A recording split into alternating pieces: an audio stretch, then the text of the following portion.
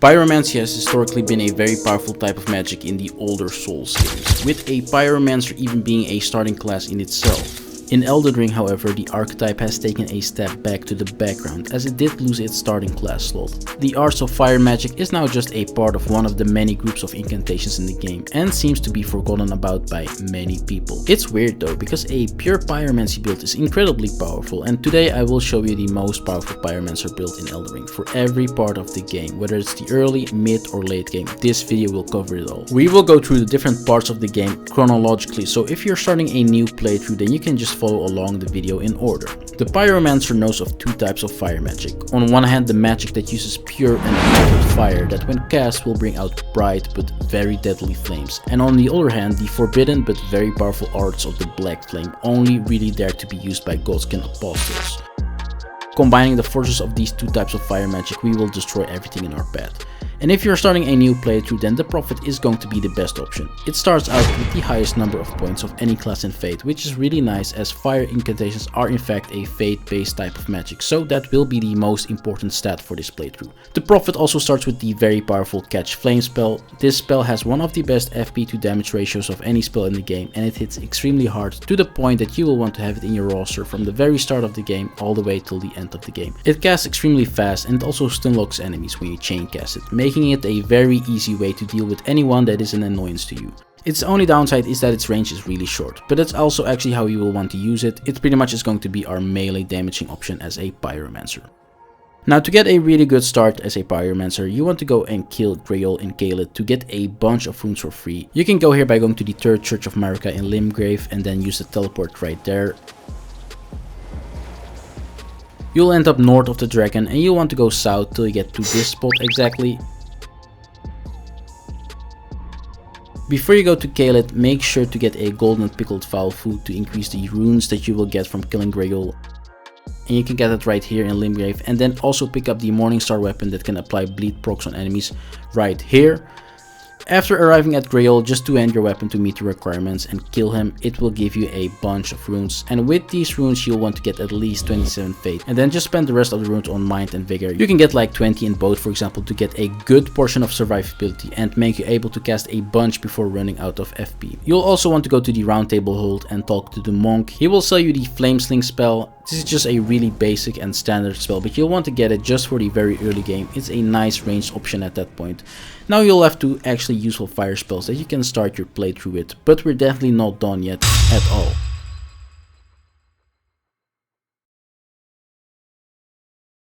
We also want some utility in our kit, so for that purpose we want to pick up a Pyromancy related Ash of War. For this you want to go to Caelid near the 4th Gale north side of Grace. There will be an invisible scarab that roams around the area. Stand somewhere on its path, and then when it gets to you, obliterate that thing. This will reward you with the flame of the Red Mane's Ash of War. It's going to be a very useful fire Ash of War that we will use for its built-in poise break. This Ash of War makes it really easy to stagger enemies, and so we will use it for its practicality and not for its damage. So now go to the Round Table Hold again and buy a dagger from the NPC there. Put the Ash of War on the dagger, and you can do it on any weapon really, but the dagger has a nice critical value, meaning that when the enemy is stance broken and staggered, you can alternatively use your dagger instead of your spells to deal good damage without ever spending any points in stats that aren't fate. So the thing with Flames of the Red Manes is that it staggers a lot of enemies in the game within just a few applications of the Ash of War, depending on their poise value. And if you don't know how that works, watch my video on poise, I'll put a link to that in the description. But when you do so and stance break your enemies, you will get all the space to cast your Catch Flame spell freely and spam it, and like I said, it will do insane damage with this setup. This will be your early game loop. Apply a few Flames of the Red Mane on your enemy till it poise breaks, then start spamming Catch Flame, rinse and repeat, and you will make quick work of anything really, as this combination is just incredibly powerful. As you see, this will destroy Margit completely to the point that he won't even appear in NG+. And the best thing about this is that you can get this damage without any buffs, talismans, you name it. It's just in the rawest form possible with the base starter shield of the Prophet with no upgrades whatsoever as well. And now it will get even better because killing Margit opens up the path to Stormveil, and this is a good spot because you can get a better seal here and get another another god tier Pyromancy spell, and you can get here really early in the game. As you can see, we have done nothing basically except kill Margit, and we are already here. So when you get to Stormville, you want to go to the White Folk room across the courtyard of the lift side chamber grace. It's basically the room where you have to go downstairs and go past everybody's favorite mob in the game, the rats. They are so innocent and cute, and that's why I'm just going to let them live in peace and move past them. You'll need a stone sword key, however, to unlock the room, so don't forget about that. But when you're in the room, you will be able to loot the Godslayer seal and the Black Flame spell.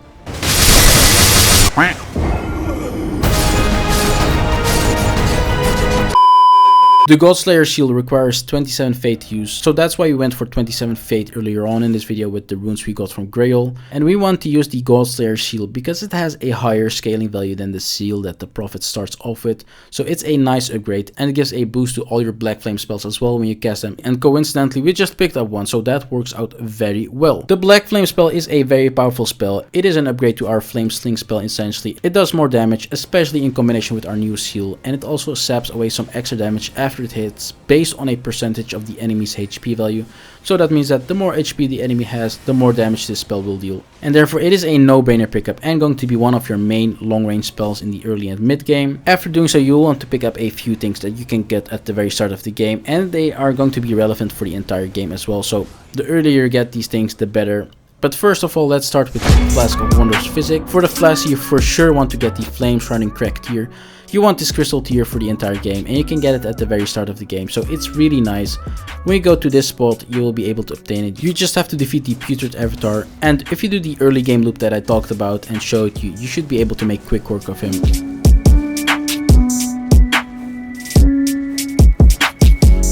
Rewarding you with the nice crystal tier. This crystal tier is going to increase our damage output with a whopping plus 20%, so it's definitely a staple for any Pyromancy build. The other slot depends on what you prefer. For the early and mid game, the best option is going to be the Fate Knot crystal tier that you can pick up in the Weeping Peninsula area. It's a really easy pickup, and it gives 10 extra points to our Fate, meaning we will deal even more damage. Late game, you can change the Fate Knot crystal tier for whatever you want really, whether it has to do with stamina, mana, or something defensive, that's up to you. But you definitely want to have the Flame Shrouding Crack tier at any point in the game, and then also the Fate Knot crystal tier for a good portion of the time. For talismans, ultimately you will want to work towards getting the Ritual Swords talisman, the Godfrey icon, the Fire Scorpion charm, and finally the Phlox Canvas talisman.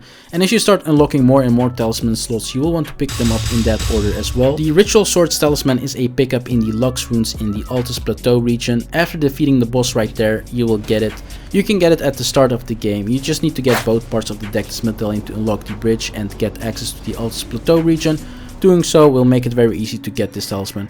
And the Godfrey icon is also in the Altus Plateau region. It's really close by actually. Again, to get that talisman you have to defeat a boss for it. This one is a bit more tanky and hits a bit harder, but if you manage to stagger him with the Ash of War and then follow up with spells, it will trivialize them and you can kill him at the start of the game as well. When you unlock your third talisman slot, you'll want to go and get the Fire Scorpion charm that you can get right here in Mount Gelmir. Again, also accessible very early on in the game. If you don't want to go to Mount Gelmir early on in the game, then you can also use the Radican icon until you get to that point. This talisman will make you cast faster, and you can get it in the Raya Lucaria Academy, which will require you to travel less. But ultimately you do want to get that Fire Scorpion charm for sure. And then finally the Phlox Canvas talisman is a pickup after you complete the Millicent questline. So that is a late game talisman and therefore is the one you want to get for when you unlock the final talisman slot. The Phlox Canvas talisman is really good. It increases the damage output without any conditions for any incantation in the game, so it is a no-brainer pickup. Then the Fire Scorpion charm increases fire damage specifically. It's another staple pickup. Even though it has the increased physical damage taken aspect as well, it's really not going to matter for us, as you will see later on in this video. Then the Godfrey icon is pretty much the same idea, but with even a higher increase to specifically spells that you can charge. And since we are going to use a lot of spells with a charge component to it, it's an incredible pickup as well. And then finally the Ritual Sword talisman will increase your damage output with even more, with 10% extra every time you're full health. And since you are a caster, it's definitely possible to have your HP up at all times. If you are a beginner to Elden Ring or have difficulties with keeping your HP up, then I would recommend to swap it out with the Phlox Canvas talisman's little brother, the Fateful Canvas talisman. It's 6% less damage, but it's unconditional, so it will always apply to your damage output, and therefore definitely a nice alternative option. Or alternatively, you could also swap it out and use the Radican icon to help you out with casting your spells a bit faster. Whatever works for you the best.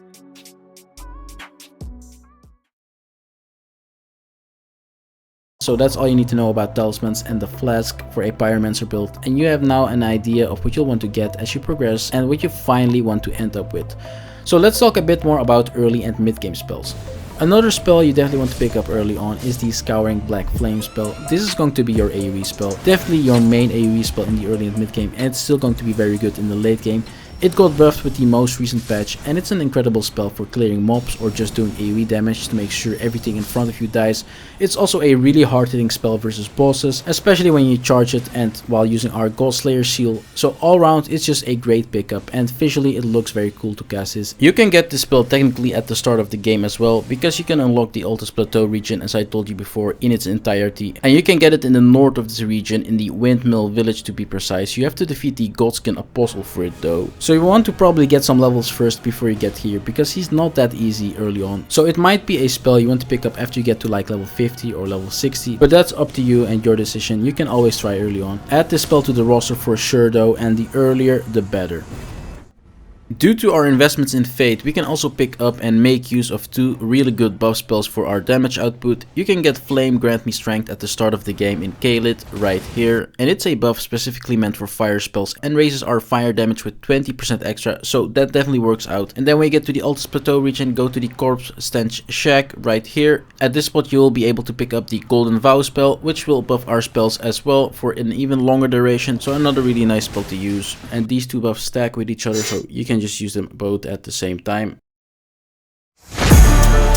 Now let's talk about all the other pyromancy spells that you can pick up early on, and whether they are good or if they're just straight up trash that you wouldn't want to cast even if somebody paid you for it. The first is Whirl of Flame. Visually it looks nice, and yeah, it gives you hope, but it's a really bad spell. I think it's supposed to track where your enemy is going, but its trajectory is just too slow, and its tracking capability is not great either, so I wouldn't even pick it up, to be honest.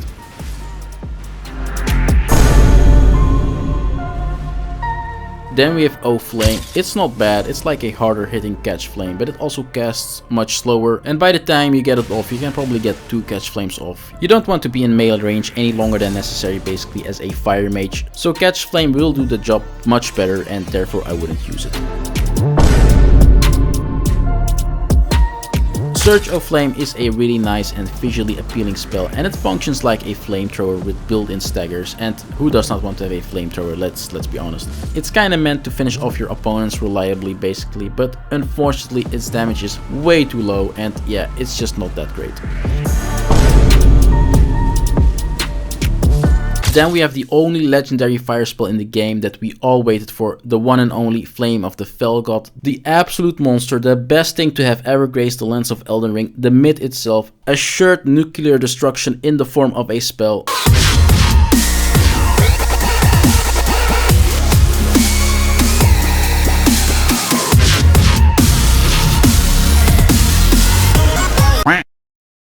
Its tracking is just too bad, it's too slow, its range is too small, you can only cast one ball at the same time, and it gets outclassed and outdamaged by much better fire incantations that are not classified as legendary spells, but that we will pick up later in this video.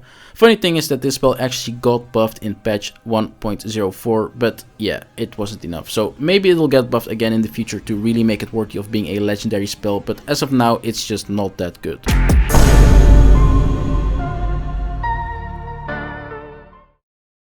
As you see, Fire has a lot of versatility, and you can use both the useless spells and the S+ tier spells together just for the sake of versatility and fun. Do whatever you want, but with the recommended Pyromancy spells and Ashes of War, you will now have tremendous ranged options, massive AoE damage, and just very hard hitting spells combined with utility of staggering everything in the game. But it will only get better from here on out in terms of incantations as we progress to the late game of Elden Ring, as absolute destruction is actually waiting for us in the form of Pyromancy. Pyromancy is just really strong and an absolute destructive force, and if you look very deep into the fire in the game, and with deep I mean really deep, squint your eyes basically if you can't see it, you will see that Elden Ring has actually hid a secret message inside the fire. On a serious note, if you have watched like at least 2 other videos of mine that you liked or used any of my builds and had fun and are still not subscribed, then it's definitely time for you to hit that subscribe button and like the video as well. Both of those things help out, and if you think about it, it definitely benefits the both of us. Now let's continue. After you kill Morgoth, you'll unlock the mountaintops of the Giants region and you will get even more options, and that's when the late game starts.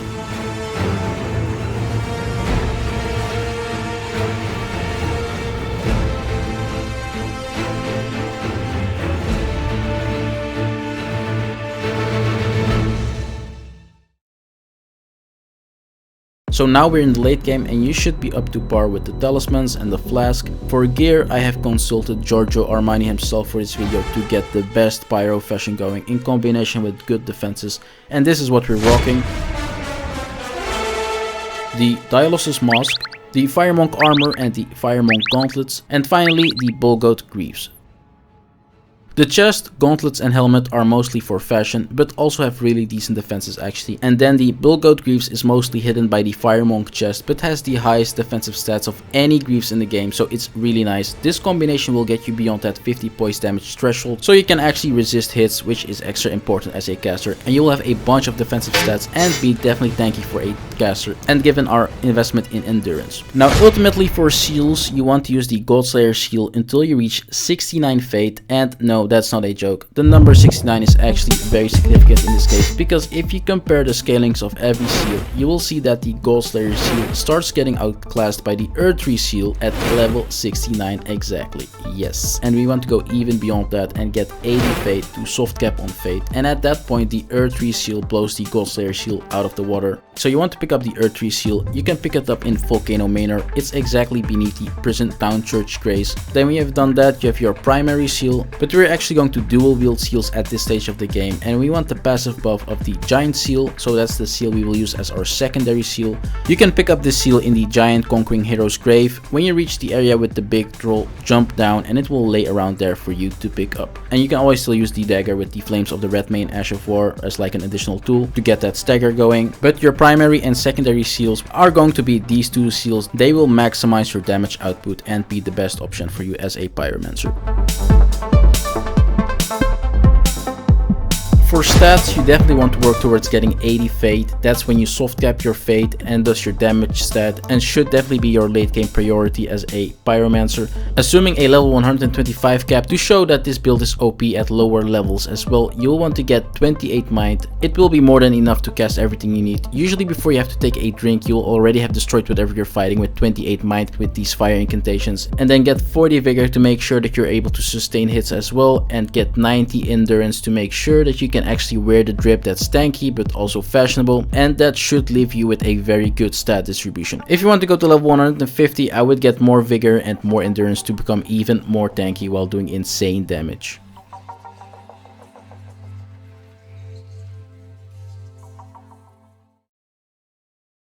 Now you want to pick up 3 more extremely powerful Pyromancy spells now that you are in this phase of the game and have unlocked the mountaintops of the Giants area.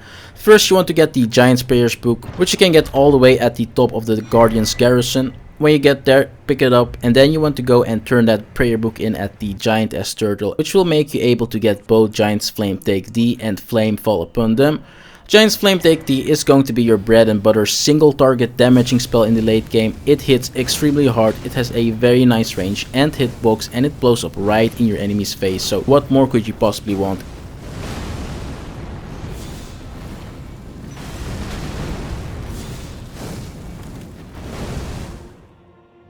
And then Flame Fall Upon Them is going to be your AoE spell. It has a very nice spread and thus will pretty much hit everything hard when you're fighting multiple things at the same time. Then you will also want to kill the Fire Giant, and the funny thing is that the Fire Giant has very high resistances against fire damage, so exactly everything that defines us as a Pyromancer, and you would think that he would be impossible to beat as a Pyromancer, but due to the optimized nature of this build, you will still hit him up to like 4k at the very least, and that's very funny, right?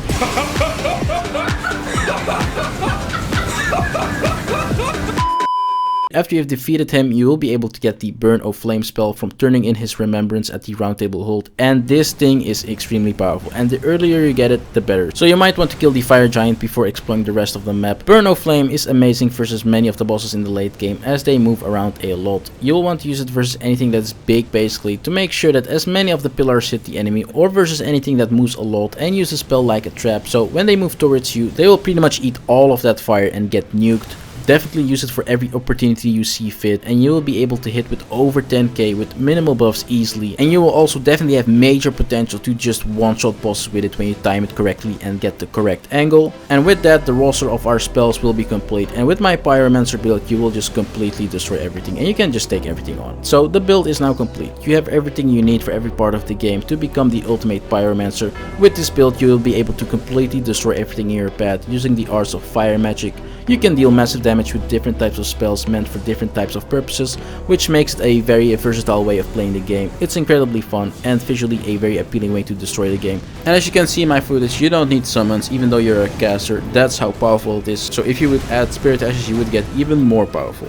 If you like my Pyromancer build and this video, definitely leave a like on this video, that helps out a lot. Hit that subscribe button and hit the bell thing as well so you are the first to get notified when I upload something, and also leave your thoughts in the comments. We need change now. We need solo, we need